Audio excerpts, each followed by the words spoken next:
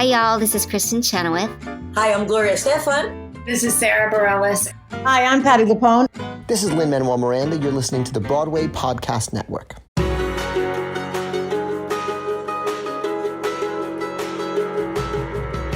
Welcome to the Theater Podcast, intimate personal conversations with the industry's biggest names. I'm your host, Alan Seals, and our guest today is Mauricio Martinez. He's a cross-genre, international, truly multi-talented individual who just happened to beat cancer 4 times and now has a successful career on Broadway.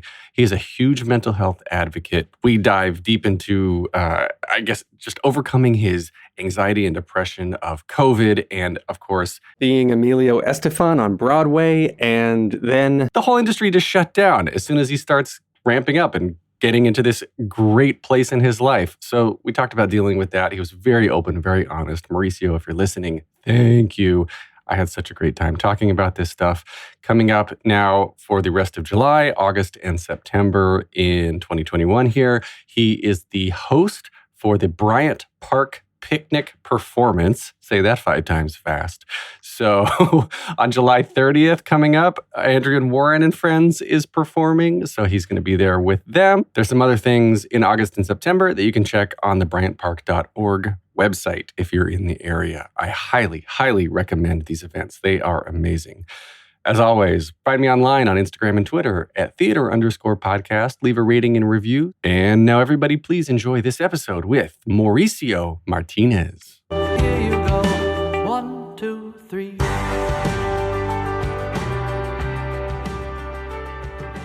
Today's guest is a major international star of both stage and screen, most recently seen in Paper Mill Playhouse's production of Unmasked, the music of Andrew Lloyd Webber. In addition to playing Emilio Estefan in Broadway's On Your Feet, he also led the national tour of the same name. He is an international Emmy winner for the TV show El Vato on NBC Universo and was a household name in Latin America before crossing over to Broadway, having starred as the leading man in the Mexico productions of Beauty and the Beast, Saturday Night Fever, Jesus Christ Superstar, The Drowsy Chaperone, Sweet Charity, The Last 5 Years, and A View from the Bridge.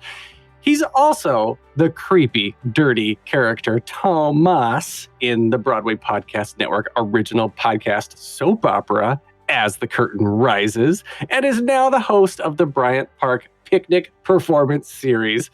Mauricio Martinez, welcome to the Theater Podcast. Thank you so much, my dear Alan. What a great intro. I aged like 20 years in like less than a minute. It's fun. I love reading these bios of people who have just been doing this forever, because it's like it's your progression of who you are as a person, and people in theater in the performance aspect like identify so much with the shows that they're in and find so much value in all of that. So when you list off a like categorically just going through all these shows that people are doing, it's got to be like reminiscent of like, oh yeah, this point in my life, and then that point in my life, and then you talk about the Latin America markets. What color was my hair? Was I still a 30-inch waist? Was I was I divorced? Was I single? Was I in New York? Was I in Mexico? Yeah, there's a lot of things. But yeah, like you say, there's so many different shows too in so many years. So it's definitely nice to look back and be like, oh yeah, I did that. That's cool. Yeah. Well, let's dive into the Bryant Park Picnic Performance Series real quick, because that's coming up real quick. That's quite a tongue twister, isn't it? Even for Americans, like Bryant Park Picnic Performance at Bryant. So many plosives. I was practicing it last time I did it. I did the first one on June 18th, and I presented the New York City Opera. And I was going over it with John right before. I'm like, oh God, this is hard. Bryant Park Picnic Performances, like Bryant Park. It was like a tongue twister. So yeah. You should use it next time for like vocal warm-ups. Like, yeah, I will. I probably will. So the right after this episode drops, there's going to be a concert on July 30th with Adrian Warren and Friends, and then you're hosting that live. These are live in the park, Bryant Park things, and the whole thing, by the way, is presented by Bank of America, which of course the incredible free access people get to these performances and these shows that you can just walk by the park and hear all these things. That's got to be underwritten by something. So hats off to Bank of America. Yeah, definitely. They do a great job. I mean, because to have these shows for free, like you say, in the middle of the park, it's amazing. I stayed for the New York City Opera one, and it was breathtaking to see and listen to so many talented voices, and just to know that live entertainment is back in New York. It's such a wonderful feeling. So, like you say, definitely hats off to Bank of America for making this possible, and the guys, everyone at Bryant Park, who's they're all really working hard to make this a wonderful experience. And I'm excited about the following concert. I'm very excited. I'm a huge fan of Adrienne. I saw her on Broadway as Tina Turner. She blew me away. Oh my gosh. And so good. Yeah, she's so talented, and I cannot wait to host this event and see which guests she has. And yeah, it's gonna be great. My mom's gonna be in town, so I have a show on 54 Below on the 21st. So she's coming for that, and she's staying. So I'm gonna take my mom, and so that'll be nice and exciting, you know. Does your mom? Okay, this is completely off base here. Does your mom kind of know the circles that you travel in, the gravitas of the world that you're in now? Like, yeah, I'm just hosting something with Adrienne Warren. Like, does she know that Adrienne Warren is the next best thing since sliced bread? Yeah, I mean, she doesn't know it yet because she's in Mexico and she doesn't really speak English. But once she's here, she'll know, you know, because I mean, the show won't be open yet, Tina, but she'll be back, and I will take her to that one because it's one of my favorite shows of the last season, I think, and one of the best performances I've ever seen in my life, to be honest. Like, so good. She blew me away. So yeah, she knows. I mean, she knows the level of gravitas that I navigate in, like with the Estefans and Andrew Lloyd Webber. Like, you know, she knows all of that. But in Broadway, as far as Broadway, she definitely will know more and more as I do more and more Broadway, because I'm just starting out here. You know, it's like I'm a beginner in a way. I've done a lot of stuff in Mexico and Latin America, but in the US, I'm still in my diapers, as I say. So it's nice, it's refreshing, and it keeps all of my family very active, because they're like, oh, who's this? Oh, who's this? Oh, they like, my mom didn't know who Norm Lewis was because Mexico, you know, like unless in Mexico, unless you're like a really a fan of Broadway, or if the performer is not like in a Hollywood movies or whatnot, they're really not household names, you know. So she fell in love with him because she loves Phantom of the Opera, and she saw videos of him, and she was like, "Oh my God, he's so handsome, and what a beautiful voice, and he's so charming." And so I'm like, "Yeah, okay, mom." She has a hot for Norm Lewis. Who doesn't? Come on. I know, Jesus. Yeah. Oh, I love that, man. I love talking. When I go to other countries and love visiting, I love talking and seeing like what has made it into that culture, into that. I guess just what has permeated the culture out there. I mean, and it's like you go out, and a lot of the music, it's either like super new release pop kind of stuff, yes, or it's like the bad music of the 80s that we make fun of in the US. Yeah, those are classics. Well, that's what happens when you're a foreigner and you come to live to the US. You realize that a lot of things that you thought were good are not really considered good in America by Americans, or they're like considered to be like guilty pleasures, or like you say, or maybe they're not as big in the US as they were in another country, such as my country. So that does happen quite often, to be honest. It isn't until and I think it happens both ways. The same way when I come here, and now that I'm living here, sometimes people think that, I don't know, a movie or a piece of music or something from Mexico or Latin America is like everything and wonderful. And you're like, not really. That's not really, like, it's like going to Mexico, like when you go to Taco Bell, it's not really Mexican. You know what I mean? So just as I'm sure, like in Mexico, like, I don't know, hamburgers and hot dogs are not really the best thing, like here in America, you know what I mean? Or like mashed potatoes or like cheesecake.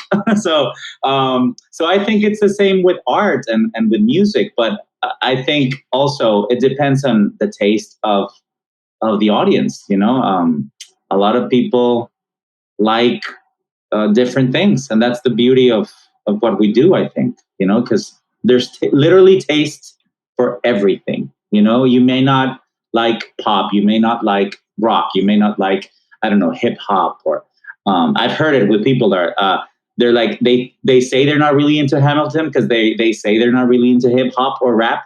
I'm not really into hip hop or rap, but I love Hamilton. You know what I mean? So it's like sometimes it gets you just got to try it and see if you like it, and you might find out that you love it. I'm still not into hip hop and rap, and I would listen to Hamilton all day long. All the time. Same like me. Same as me, and in the Heights as well. And I'm like, I love those two musicals, and I don't really listen to hip hop or rap in my life other than Hamilton and in the Heights. You know what I mean? So it's like, yeah, that happens a lot too. Or like rock. I think like rock, the most rock that I hear is probably like Rock of Ages whenever I play like either the soundtrack of the movie or the original cast recording.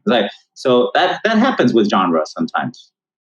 So I want to take this back to you and rewind a little bit because I mentioned in the bio, just one of many things. You are an Emmy winner for Il Vatto, and I guess let's get into what got you into where you are now, because did you start out as a singer? Did you start out as a TV actor, a theater actor? Because we listed off a million Broadway shows that you did in Mexico. Yeah. So where did the whole thing begin? Well, I started out wanting to do both things, really. The three things: sing, act, and dance. Growing up in Mexico, my mom used to play me movie musicals, like The Sound of Music, Hello Dolly, and I love them. Grease, I watched over and over and over again. I had the biggest crush on Olivia Newton-John, and I wanted to be John Travolta so bad.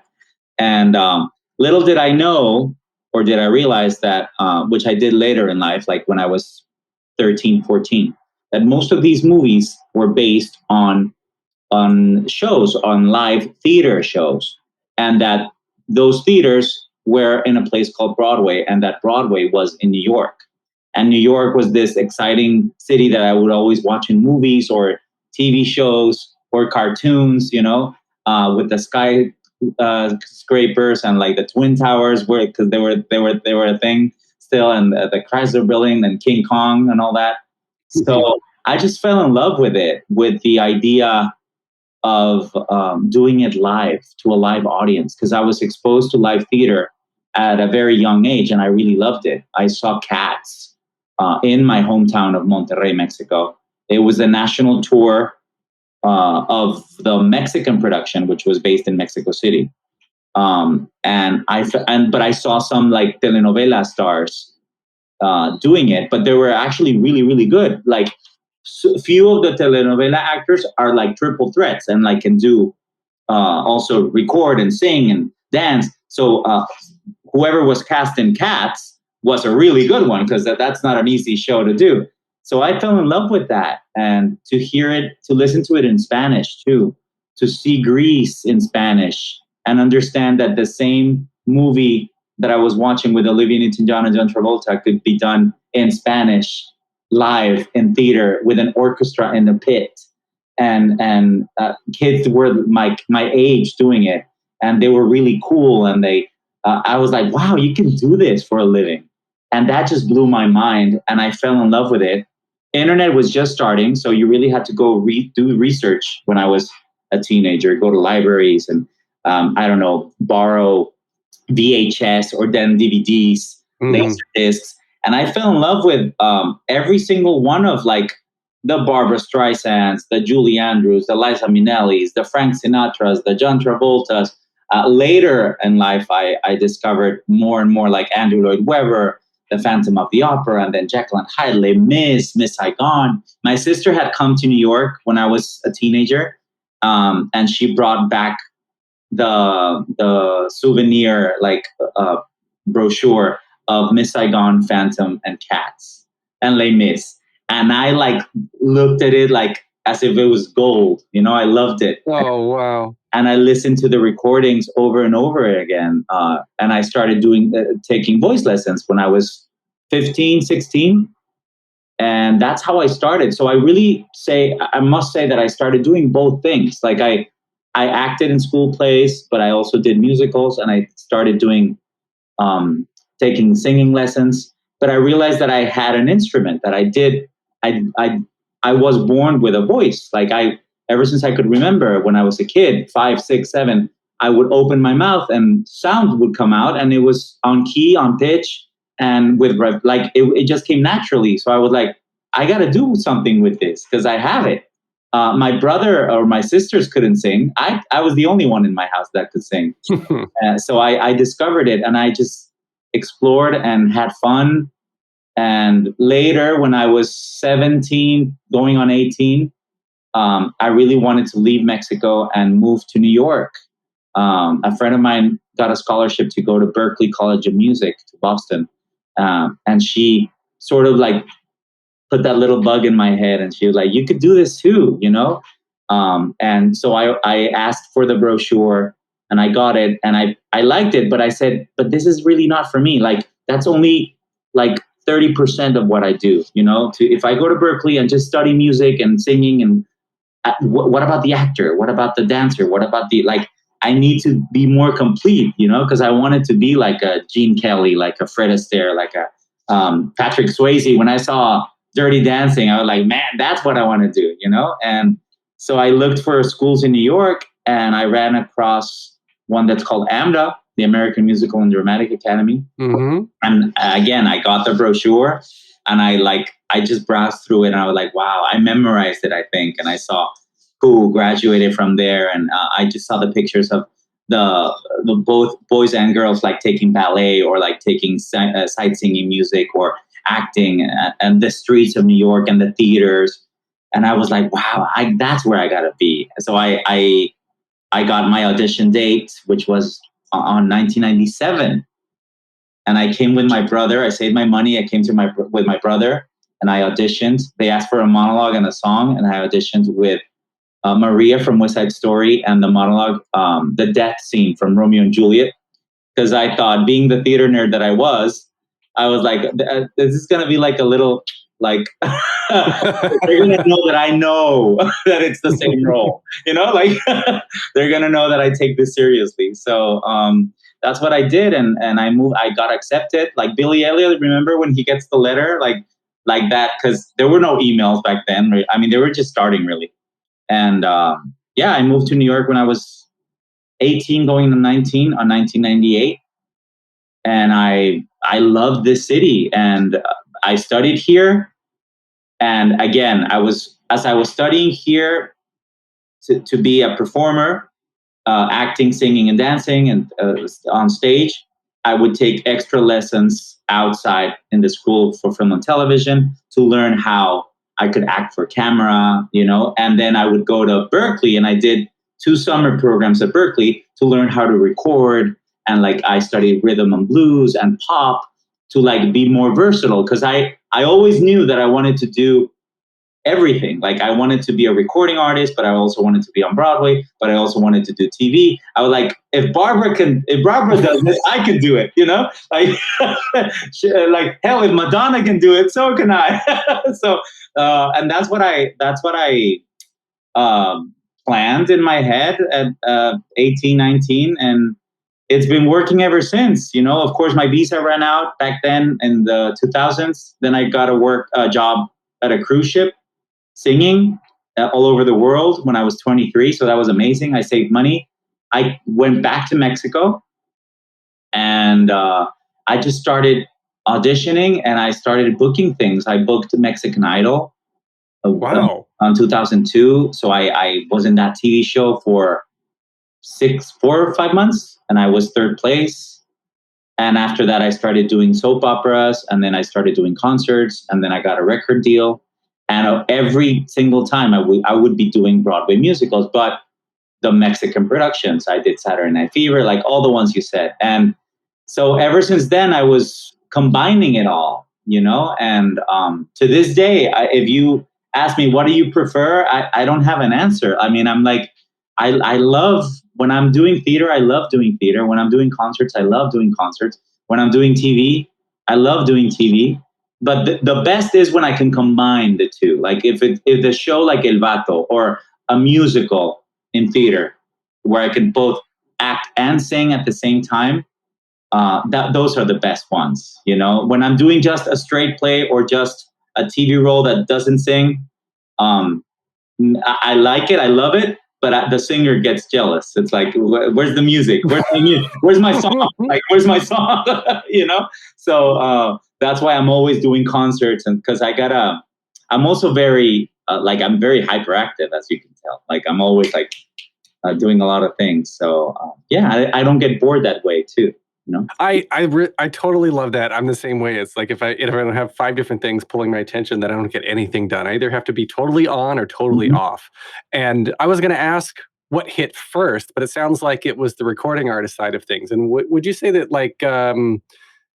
I guess, would you agree with that? And then it was the Mexican Idol. Was that the springboard into everything else and it just kind of snowballed from there? Or was there something else that sort of like brought together everything El Vato, that obviously a major TV show is something that propels you as well. That was like a crossing over, and I did, it was in Spanish, but it was for the American Latino, specifically the Mexicans living in the US. And it was a huge hit and we won the Emmy, That was amazing.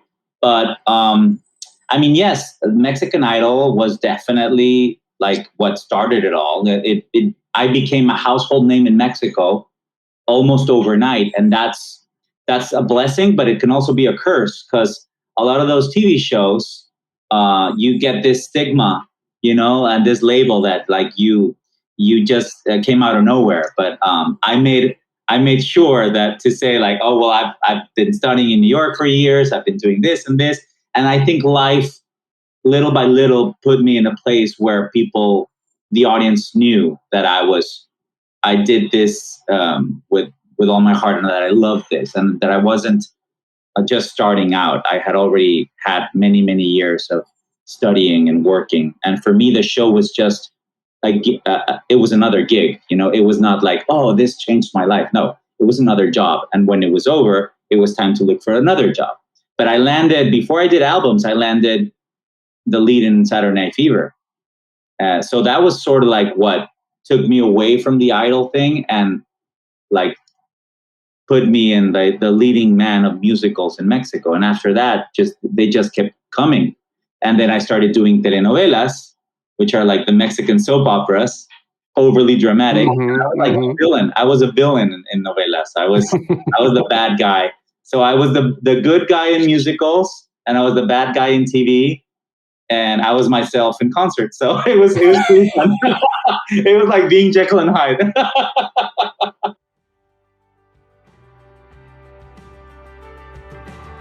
We're going to take a short break. Stay tuned for more of the episode.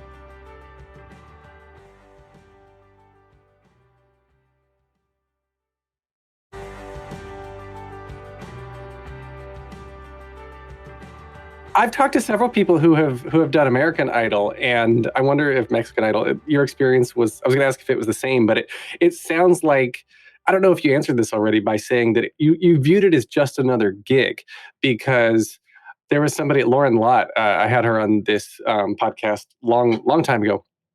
And she, on her Instagram, she posts all the time about wigs that she wears, and she's an advocate for just, wearing wigs and things. Okay. But when we talked about it in the podcast, she said that the stress of Idol was so much that's when her hair started falling out. Oh, wow. Well, I believe her. Yes.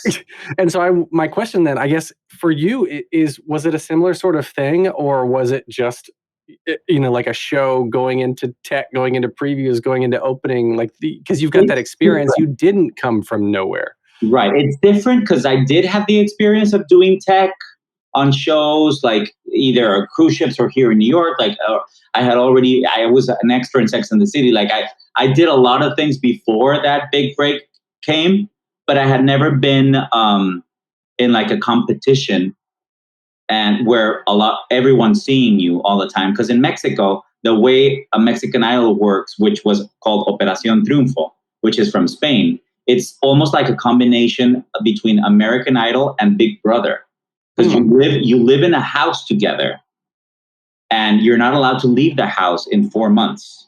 And they only take you to the TV station on Saturdays to rehearse and Sunday to do the live concert. And throughout the whole week, you have like big celebrities, recording artists come and like talk about their careers or whatnot. And you get your song and you work on your song the whole week. But the audience decides who stays or who leaves. But there's a panel of 4 experts who nominate you every week. I was only nominated once, so I made it through the final. But it was very stressful because you never knew. From day one, they told me, "Ooh, you're too Broadway." Like they said, "You're too theatrical." And I would always say, "That's not a bad thing. Like that's who I am. Like I am theatrical. Like So I did have a hard time trying to fit into like the commercial. Like they wanted me to be like Ricky Martin, and it was 2002, so like everybody wanted to be Ricky Martin. And I said, I am not Ricky Martin. I'm Mauricio Martinez, and I do different things. Just because I'm Latin and I have spiky hair, it doesn't mean that I'm gonna do like Living La Vida Loca. And of course, they gave me Living La Vida Loca, and I was like, yeah, but I mean, that's not what I want to do. So it was stressful, very stressful. But I have to say, it wasn't as stressful as I did Dancing with the Stars later, like 4 or 5 years later, the Mexican version of Dancing with the Stars. That was more stressful. Really? Because when you're singing, that's my forte, and you're singing and I'm so used to the audience and it's giving a concert. You only do one song. And yes, but it's one song. With the Dancing with the Stars, sometimes you have to do like 2 or 3 different choreographies in a week. And they're really hard. The Mexican Dancing with the Stars was really hard. Like the salsa and the like cha-cha-cha. There was like some serious lifts going that if I hadn't trained in New York and if I hadn't done Saturday Night Fever prior, I would have probably like broken my back or something because it was hard. And that was very like, you would be like you would be like perfect. And still the panel would be like, oh, well, you get a 7. It's like nothing to please them. So that was even more stressful to me, I think, the Dancing with the Stars thing. It's always the live TV is very hard to do because it's nerve-wracking. You depend on time. I much rather do like a pre-recorded things where you can like fix it if it doesn't go well, for TV, because it's going to stay there forever. And the live thing, it's like, I don't know. I'd rather do it live in theater because that's where live should be. I don't know. Yeah. Wow. Yeah, I as not a trained dancer, I'm a singer who moves, and just thinking about having to remember choreography, multiple different numbers, multiple times a week, I'm already losing my hair over that. Yeah, it's very stressful. Very stressful. And people are watching you all the time and they're like coming to rehearsal to film you and record you, and you got to do interview and press and you got to look good and it's a lot. And sometimes you don't get along with your partner because they paired us up with other famous celebrities who sometimes they were not really good dancers. They were just like, I don't know, reality stars or like actresses or like, singers who are not really dancers. And it was hard. It was hard, but hey, I did drop a girl because we rehearsed, but it was a very hard choreography, and we missed a step and we slipped, and I was trying to catch her, and she fell on national television. And and I picked her up right away, and we like as if nothing happened. But of course, they gave us like a 5 or something. But but that happens, and it's like, you can't, there's no take two, there's no auto-tune in live TV. Isn't that then, though, that's more similar to live theater? Because if you were doing Saturday Night Fever, if you dropped your partner, that's what you would have had to do. Exactly. But the difference is that nobody's literally putting, they're not judging you. I mean, they probably are, but just the audience that bought their ticket or their critics. But here there's literally a panel, and they're going to give you like a mark. You're going to get like either a 5, a 6, a 7, an 8, and people are going to vote, and you might be voted out. Like, there's a lot. It's almost like bullying in a way. Like, it's hard. It's not, those shows are not really that much fun. They're very stressful, and you better make good money, because otherwise I'm like, don't do it. Would you do it again? I was going to ask. It sounds like, with these two experiences. I mean, I would probably do the American one. Yes. In English, here for the American audience, I do that. If I got it off, like if I got an offer, yeah, because that's a great exposure, and you get top-notch people to make sure that you get a professional dancer to dance with you, and they make sure you look good and you dance good, and yeah, I would do that. Yes, but yeah, the Mexican formula was very different, and they also try to shape it as a telenovela too. Like, you were dancing with somebody sometimes that had like a big drama, a big dramatic story, and all of a sudden before you dance, they would bring out the mother, and she would cry because, I don't know, that she had lost somebody. It was like, and then like the big dramatic music would play, and like, you're like, dude, I just want to dance. Like, before I forget the steps, please let me just dance. So yeah, that's the thing with Mexico and a lot of Latin America. Since we are a very telenovela oriented audience, even reality shows are very over the top dramatic. They play like the suspense music, and it's very over the top, and that can be very stressful when you're part of it, and all of a sudden you're like looking around like, where's this music coming from? Like, what's, like, I didn't rehearse this. Yeah, so but it gave me a lot of chops to like, it gave me a lot of it's more experience, to when you come back to theater and you've done things like that, you know how to improvise, you know how to solve problems in something if something doesn't go right, or so that's always good. Yeah, doing live national TV, and yeah, you've done live, you've done pre-recorded, you've done Broadway, you've done like cruise ships. You're right. You are doing. It's not past tense. It's still present tense. You are doing. Well, things are opening up again. Yeah, because I wasn't in a whole year. We were like in freeze mode. But yes, I'm still doing it. Did you maintain your sanity through all of that? Because I say, like, in your Instagram bio, it's mental health advocate is one of the things you list, and something that comes up a lot in these conversations I'm having now, especially now coming out of the pandemic. I'll put in air quotes because who knows what's happening with the Delta variant, but it would look like we're coming out because Broadway looks to be coming back, and live performances are starting to resume. And during that whole time, before we knew we were going to get to now, being that, like what you said something a little while ago, when you're like, this is who I am, this is what I do, I have to do all these things or otherwise I'm not happy. When you got to do none of them, what did you do? It was hard because I was also by myself here in New York. Ooh.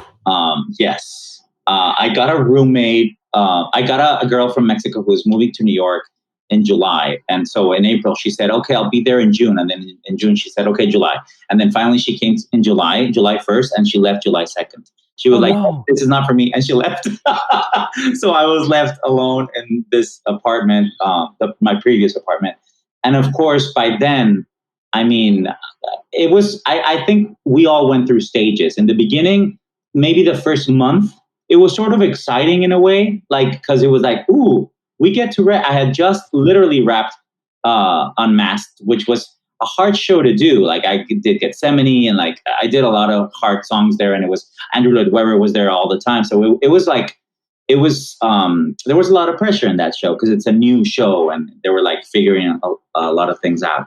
And we literally closed on Sunday, and then the next Thursday, shutdown happened. And so the first days I was like, oh, well, I can relax a little bit, watch some TV, like do some reading. Then a week went by. Okay, well, I'll drink with my friends. Like we did like FaceTime or whatnot, or Zoom. Zoom was just starting. I was like, ooh, there's this thing called Zoom. So we did Zoom parties, and like, yeah, my birthday came and went, and I got drunk every day. I was like, oh, I'm drinking. It's 11 a.m. So by the time month 3 started, and then there was like the shutdown, and there was also like all the Black Lives Matter, which was very stressful too. And I lived right across the street from the police station, so there was a lot of riots happening. And then the fireworks, remember, that drove me crazy last year. And there was a lot, and of all the politics and all that, there was a lot of riots. A lot of people left. I couldn't go anywhere because my mother was stranded in Spain, with my sister, and she couldn't leave because she's 72 and she has diabetes, so she literally could not leave the house. And then Mexico was starting to go really, really bad as far as COVID. And I was in New York. It was terrible here, but at least I was okay. I was safe. And being a cancer survivor, I didn't want to risk it. I was like, I'm not getting in a plane. I'm like, I'm going to stay here. I'm going to stay put. But alone, it was hard. It was very hard. I like vented a lot on Twitter in Spanish. I started going into more like, because being not only bilingual, but bicultural, you got to follow, it drives you crazy sometimes, but you got to follow 2 countries, what's going on here and what's going on over there, as far as everything, politics, health, everything, entertainment. So, I started like reading a lot and writing a lot, but all of a sudden I was so angry with life, I think, because I was supposed to be doing Evita in London. I was supposed to be doing concerts when I came back from London here with symphonies in Pasadena, in LA, in Costa Mesa, in Philadelphia, in Boston, in Pittsburgh, in Detroit. And all those were canceled and no auditions. I had a TV show that I was going to do and it was canceled. So it was very hard. I went on unemployment, which is also a blessing. We don't have that in Mexico. So I was like very relieved, and I was like, wow, my friends in Mexico are really struggling, especially if you're a theater artist. It's not like when you do TV or film, everybody knows that's paid better, So it was hard. But then I got through it, thanks to friends, thanks to my therapist, thanks to my alone time, thanks to venting too, thanks to writing, to crying, to singing. But it was definitely tough, As September, things started to like get better. I booked a flight and went to Spain for a whole month. And that really helped. I just stayed with my mom and my sister over there by the beach. Then I went to LA for another month and stayed with a friend in their house. I didn't really go out, just by the pool, but to leave New York for a little bit and get out of the city and just breathe a different air and see a different scenery. I came back and spent Christmas here, and I was like, okay, this is way better, And as soon as this year started, things definitely started to get better, and they keep getting better and better. So that's all so good. But I dealt with a lot of loss, I lost friends. I lost dear friends, not only to COVID, friends, close friends, my uncle, my dad's brother, my mom's brother-in-law, my neighbor from Mexico too, my voice teacher from Mexico, like wow, a lot of people too. So that got me in a very pensive state. And I thought a lot I reminisced a lot. And you just view life differently, I've been close to dying several times. I'm a cancer survivor, so and mental health played a very, very important part in my advocacy in a way in this year, because I've gone through depression, I've dealt with anxiety. Being a cancer patient, you deal with those things; they come like hand in hand, because the minute you hear the word cancer, you think you're gonna die.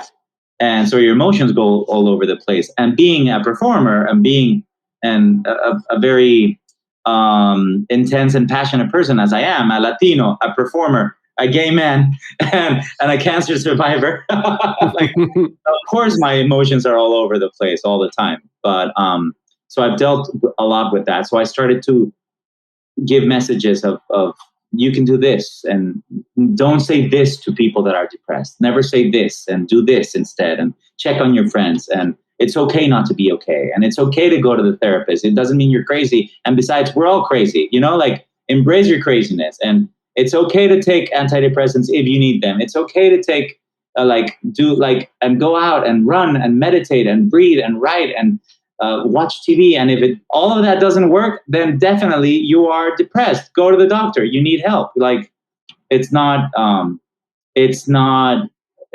sin, and it doesn't mean that you're, there's so much stigma around it and in Latin America, a lot. So a lot of my followers are from Mexico and Latin America because of the TV shows and whatnot.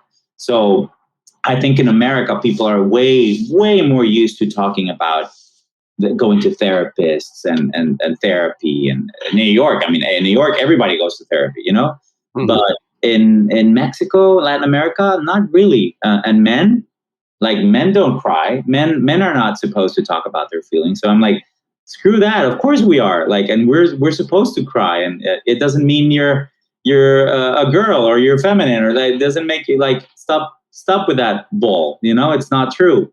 So I did help, I think, a lot of people, hopefully. I did get some messages of people that are two specific people that were literally thinking about ending their life. Wow. And I texted them via Twitter, one on Instagram and via Twitter. Literally, I sent them voice messages. You're not alone. This is the hotline. Call them. You're okay. Are you by yourself? Where are you? What are you how can I help you? And yeah, because I've been there, who hasn't? So many people have been. And these are hard times. So the emotions and play a very important part in our lives, and specifically after this year. We're all going through a collective trauma. We're not healed yet. Just because theater is coming back and we can do concerts again and we are auditioning and I don't know, we're supposed to. We don't need to wear a mask everywhere. It doesn't mean that we've healed. We may be vaccinated from the virus, but there's no vaccine against collective trauma. We went through a lot of loss, uncertainty, death. We lost jobs. We lost there's a lot, and there's so many battles going on at the same time. In this country specifically, the Stop Asian Hate, the Black Lives Matter, there's so many different. So it's wow, guys, we need to breathe and know that it's okay if we say we're not okay. We stop pretending that, hey, we're fine. We're not fine. We're going to take a short break. Stay tuned for more of the episode.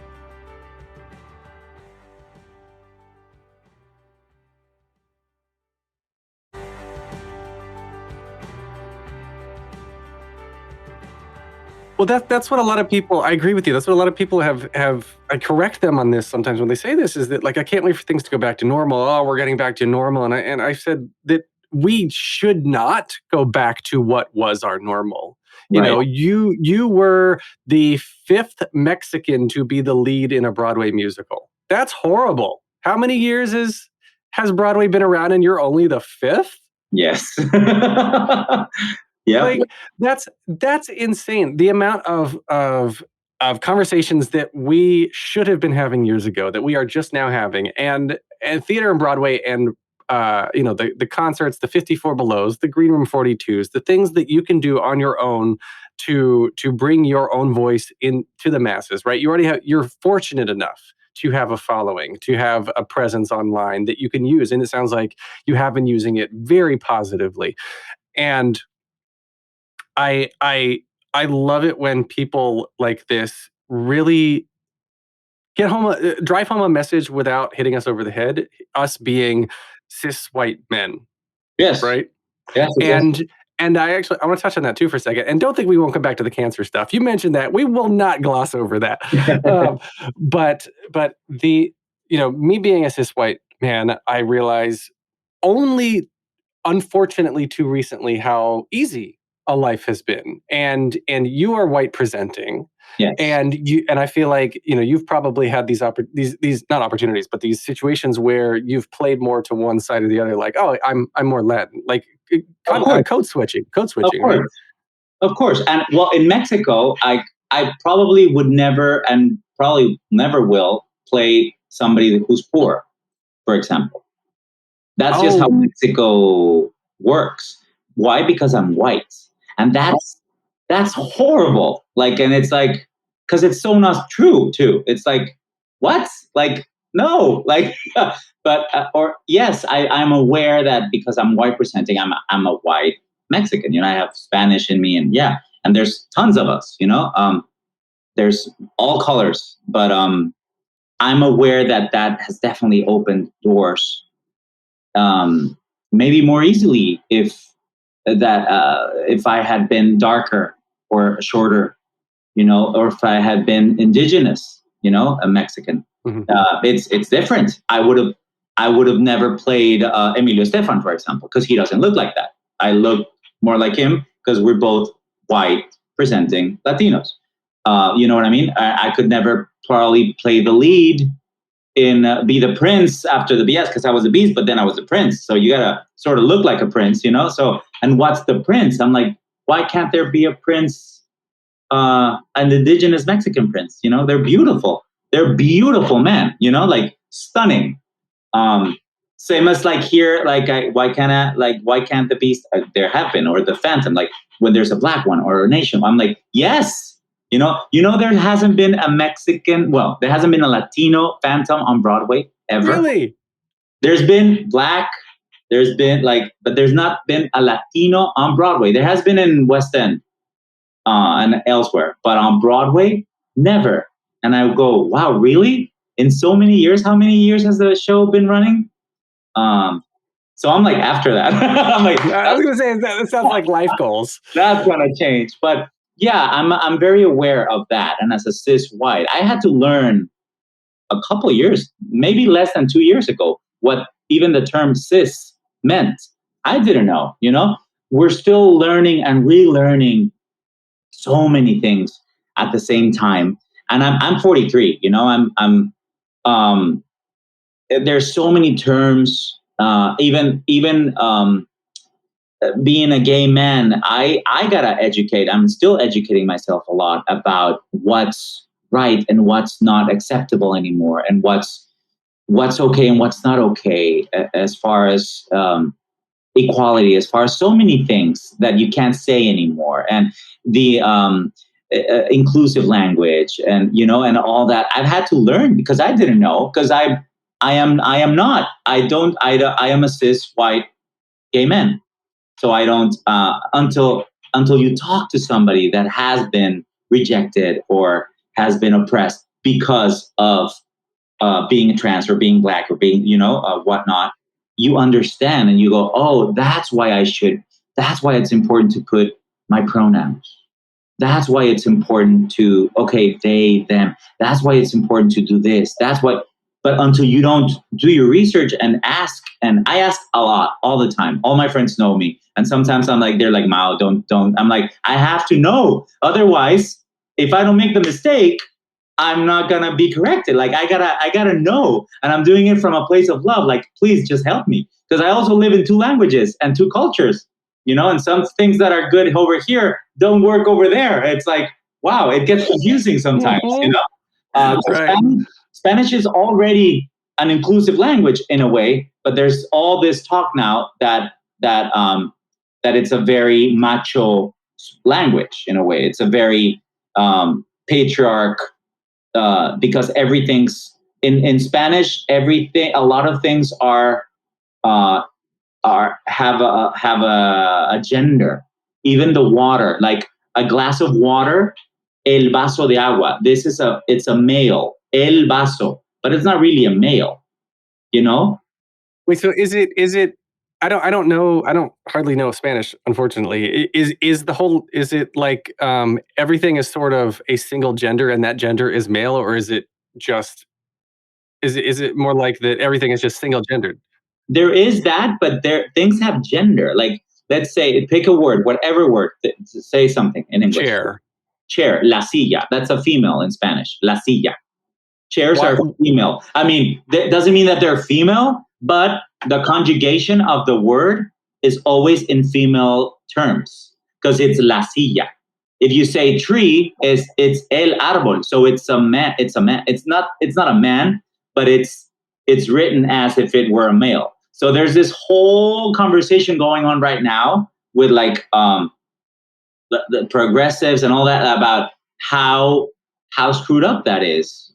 But it has to go back hundreds and hundreds and hundreds of years, all the way to Spain, not even Mexico, like to Spain.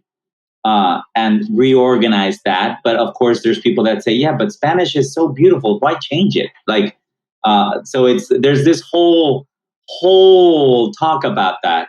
And it takes a lot, you know, it's because I think we're all learning so many things at the same time that it does get, I mean, every now and then I go, okay, wow, I need a break. Like I need to just like chill and like not think about what's politically correct, you know, and just like watch a movie. But then you go back into it. But I'm a very passionate person, and I love to study, and I love knowledge, and I love to ask, and I love to make mistakes and get corrected, and like that's who I am. But a lot of people are not like that, you know. So it's also very tiring sometimes to be in a world where not everybody wants to know things. They're like, no, this is okay. I'm not changing this. I'm like, but.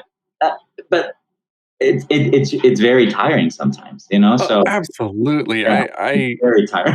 I actually honestly don't like being around people who are like that. Because I'm always trying to push forward in making things better, including myself and the people around me. Like if that's a level of drive that is. It's a need for self-improvement that if you don't have it, you don't get it. And then you just don't gel with that kind of people sometimes. And I totally get that. And I think this is a good way to circle back to surviving cancer 4 times because you kept going. I know. Tell me, when was the first time you found out? And so is the cancer that I've had, apparently. The first time was in 2010. I was in Mexico with my now ex-husband, who's a very dear friend. But it was April the 1st, and I literally went to urinate, to pee.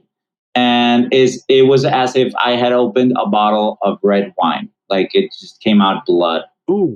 Without hurting or anything. But of course, I got scared. Nothing had happened before like that, ever. Not a single drop or anything. I had already always urinated yellowy, clear, whitish, you know, like that's normal. What I urinated until then.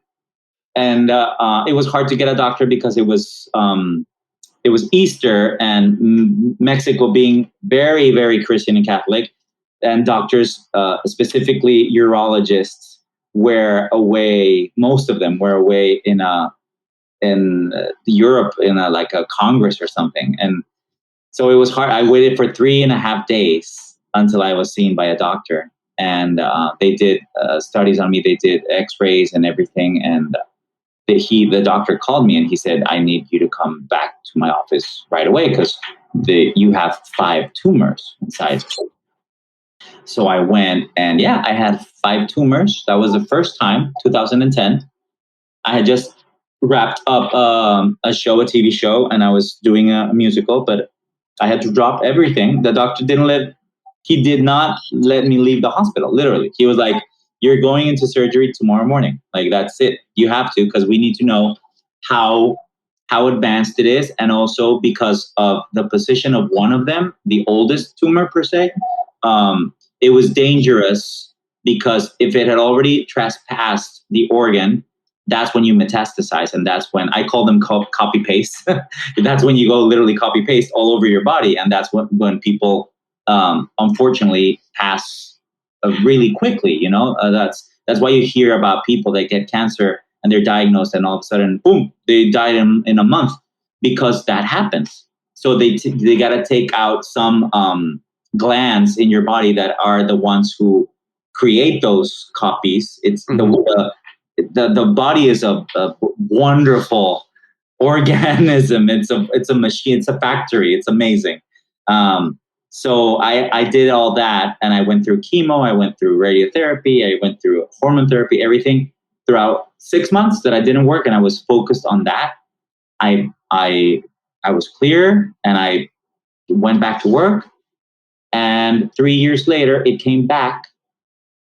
Very little. Every 3 months, I had my tests just to my checkup, and they detected a little tumor again, which came out obviously a bad one, and they had to take it out. And I went through chemo again, and that was the second time, which was 2013, and then 2016 was the third time.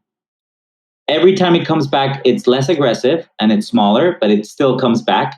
And it's still, what's always a pain is having to start to count again from zero, because the moment you reach the 5-year mark and then the 10-year mark, the 5-year mark means that you only get a checkup once a year, every year, from year 5 to year 10. And once you get to year 10, clear, then you can finally ring the bell and you're finally cancer, clear, clean, cancer free. But I haven't reached that. I went through 3 years and then back to zero. And then another 3 years, which was really 6, and back to zero. And then I was touring after that. I came to Broadway, and I was literally on the tour of On Your Feet the day of opening night at the Pantages Theater with Gloria and Emilio and my mother, and Mexican celebrities. Everybody was there. And all of a sudden, in intermission, I go to urinate and boom, again, blood. Ooh. So you can imagine the act 2 that I did. Thank God. Luckily, On Your Feet, whoever saw the show, the second act is very emotional for Emilio, because that's when Gloria has the accident and she's in the hospital. So he has a couple of ballads that are he's crying, and he has a lot of dramatic moments. So I was a mess, of course, in the act 2 of my opening night of the Pantages of On Your Feet. And I had to leave the tour for a couple of months. I went back on the road, but I decided to end, because I was like, no, I'm not. I can't do this. I can't be touring the country in the middle of getting my green card and figuring out where to get chemo in San Francisco, the first dose, and then LA, the second one, and then Minnesota, the third. This is going to drive me crazy. And of course, my mental health took a toll, and I fell into a deep depression the 4th time, because I had to leave everything, and I went back to Mexico. I was 40 years old, unemployed, left the show of my dreams, and it was heartbreaking. So I went through a very dark period, a couple of months. But luckily, in knowing my personality, I didn't give up. I was like, I know that I have this. I know that I'm depressed. I know that I got to probably deal with this for the rest of my life. So I focused for 4.5 months in Mexico. All I did was go to therapy and find out what medication I needed, because I was very depressed. And I went to 3 different therapists. I went to a psychologist as well, and also a psychiatrist. And I mean, medicines, that's what they're for, And finally, because we did trial and error, and I was like a zombie for a month, because I was like, this is not working. And they were like, well, we got to figure out which one and finally we found out which one which is fluvoxamine, which is amazing to me. And it helped a lot. And it was literally night and day. And I came back. I was like, oh, okay, well, it's time to move to New York. I have my green card. Okay. Okay, let's do this. And that's when I finally moved back again on 2019 to New York. And I booked Unmasked right off the bat. And I did Unmasked. And then COVID started. luckily, but by the time COVID hit, I had already been medicated for almost a year, and I didn't leave. I didn't stop taking therapy. And that's the importance of being a good patient, both for cancer and mental health. Just as I treat my body going to the gym, or just as I treat the muscle of my voice, taking voice lessons, that's how you got to treat your mental health too, and be a good patient for both the therapy and take your medication, and also for the cancer. If I don't go to the doctor every 6 months, I may have a tumor inside and I don't find out, and you know what I mean? I could die in a year or two. Like that's why you gotta keep going and be whatever the doctor says. Like he's like God to me. It's like, okay, I gotta do it. You say I gotta do it, I'll do it. And that's how it works. But that's why I'm here, and it's worked so far. So that's why I'm here. Alive and kicking. Very, very kicking, very alive. Your energy is like just coming through the screen here as we're talking. It always does. And I think about Steve Jobs actually when I think of people who are trying to push through cancer with, there's nothing wrong with alternative medicines. There's nothing wrong with holistic health and whatnot. But there's a point where, and this goes towards, climate change and not putting bleach in your body and to kill COVID and all the other things that you should really think about before you do. I know, please. But there's a point where science, full stop, right? So science is there, and it has helped us create these solutions to problems never before that we've never been able to solve. And I forget her name, and I'm so sorry I'm forgetting her name, but she just invented the CRISPR, the gene manipulation device, the ability to manipulate genes, so that we're now getting into a realm of like we had a revolution, a computer revolution, in the 70s and 80s, and now we're getting into a revolution of genetics. And so what she created, you should look this up, CRISPR. Yeah. It's allowed us, or it will allow us now, and there's a huge ethical debate around this, to literally genetically engineer babies, embryos. Okay. Because you can just, like you're cutting and pasting your movie in Final Cut, right. You can just manipulate DNA, and you're like, I want blue eyes here, and I want them to. I'm going to we're going to isolate and remove the gene that predisposes you for anxiety, right, or cancer, or depression, or whatever the case is, and that's fascinating. I've heard about it. Yeah. I find it fascinating. Oh, me too. Oh gosh, what. I wish I could remember more of this because I'm making a horrible story. But there was, it's this one of these. It was a kid who, he's not a kid anymore, but at the time he was like a teenager or whatnot. And I think like his dad died of sickle cell, and he found out he had sickle cell, and he helped to through high school and into college figured out how to isolate it and treat it. And then it was one of these conversations. He was asked, like, if you could eliminate the gene that caused sickle cell or allowed it to happen, would you do that? He was like, no, never. Not a doubt in my mind, because it's made me who I am. It has given me the ability to drive, to find the science, to do all the things that I am now. I wouldn't be who I am without this. And yes, now we know how to keep it at bay. We know how to treat it, but I would never remove it. And so we're so off topic. I love it. No, but I love it. Yeah, that's a good conversation. Yeah, yeah. But all of this stuff, it's so fun to me, and because it's fascinating, And I think, as you say, medicine is there for a reason. Like at me as a mental health advocate and like depression survivor, and 4-time cancer survivor, I firmly believe in the power of medicine and doctors. Like, I would not be here.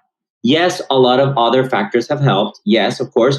But the main reason I'm still here is definitely medicine. Like that's a no-brainer. So that's why I always, that's why I have this specific stance about vaccines. And that's why I have the specific stance about anything that has to do with science. Science is science. It's there for a reason, and it's always helped. I come from a logical background, and that's why I've always loved computers, because it's always been very binary. It's computers, right, are either on and off. There's an electrical charge or there's not. And in science, I feel like I never got to the level of theoretical physics and all this quantum theory and string theory and all the things that, the things we're still figuring out about space-time, right?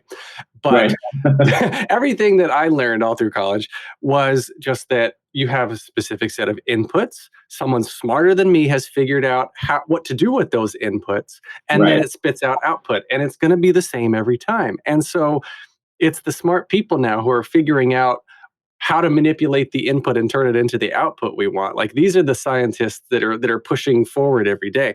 But to not trust the output that we've been given because you just don't know enough about it, is that what it is? I don't know what it is. I watched Ahead of the Curve or Behind the Curve, that flat earther documentary on Netflix, and just blew my mind that people, they look for confirmation bias in everything they do. How can you believe this stuff? It's nuts to me. It's really nuts to me. Yeah, and I agree. And I mean, I respect people's beliefs too, but I sometimes I don't. Some things I just don't get, because I'm a living example, living and breathing example, and a result of medicine working.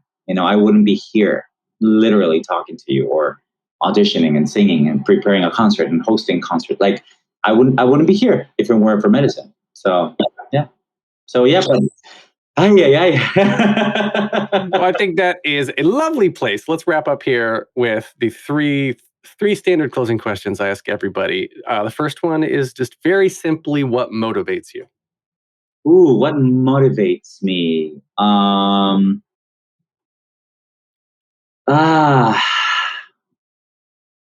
Happiness, making people happy in every regards. If people are happy, if your boss is happy, if your mom is happy, if you're happy, if your wife is happy, like, if your life is better, like, if you're happy, like, so that's what, definitely, that's my motor, to smile, to go, wow. Like, if it is a glass of wine at 7 p.m., listening to music, or if it's singing, or if it's walking by Central Park, or if it's cooking my favorite Mexican dish, or whatever it is, those simple little things, whatever makes you happy or me happy, I'm happy, Yep. All right. So what advice would you give to your younger self and younger people listening now, starting out down a similar path? Ooh. Well, to myself, I would tell them to have more fun, because I think I started to have more fun as I grew older. I was so serious, but I'm very grateful that I was so serious, because that's why I achieved everything that I achieved, I think. But yeah, to have more fun. And to people who are young, who are starting out and wanting to be a performer, I would tell them to enjoy it, have fun, but to take it seriously, to take it seriously. Yeah. All right. We have a visitor for the final question. Yes. Let's see. Hi. Hi. You're so cute. All right, hold on. Let me find headphones. There we go. Hi, how are you? Good. Good. What's your name? Jackson. Jackson. That's a cool name. I like your headphones. Okay, let me finish talking. You can sit here if you're going to be quiet. So you can sit here. All right, let me finish, and then you can talk. All right. So, last question then. Last question, yes. If you could only see one show for the rest of your life, but you can see it as many times as you want, what would you see? Oh my God, what a question. A Broadway show, you mean? Yeah. Yes. Broadway show. Wow. What a question. If I could see a show, a specific, like, with somebody, and like, you can get as specific as you want, or you could say a TV show, a film, whatever, but we'll keep it to Broadway. I would probably watch Funny Girl with Barbara Streisand live at the Winter Garden Theater over and over again. Like, that would be a no-brainer for me. That works. Yes. Works for me. That's very specific. All right. So Jackson has left. Thank you. Oh, you're saying bye? You got to come over here if you're going to say bye. Okay. All right. Seriously? Bye, Jackson. Seriously? All right. Well, so obviously the Bryant Park picnic performances are coming up. The next one coming up on July 30th with Adrian Warren and friends. You are hosting live. Go to bryantpark.org to get more information about that. And it's actually being live streamed too. And we were talking about, sponsorship from Bank of America. It's going out live thanks to Bank of America. Where can we find you online? You can find me on Instagram and Twitter. I'm at Martinez Mao, which is just my last name, and then Mao, as people call me. That's like my nickname, short for Mao, for Mauricio. And on Facebook, it's a fan page, and it's just Mauricio Martinez Oficial. If you Google me, I'm there. You can get more of me at thetheaterpodcast.com. I'm on Instagram and Twitter at theater_podcast. I'm on Facebook /official theater podcast. Leave a rating and a review wherever you are listening now. Please spread the word. Tell your friends. This has been edited by Well-Rounded Hoodlum Productions. The music is by Jukebox the Ghost. And the lovely conversation is by Mauricio Martinez. Thank you so much. Thank you so much, my dear Alan. This is amazing, and hope to repeat it again soon.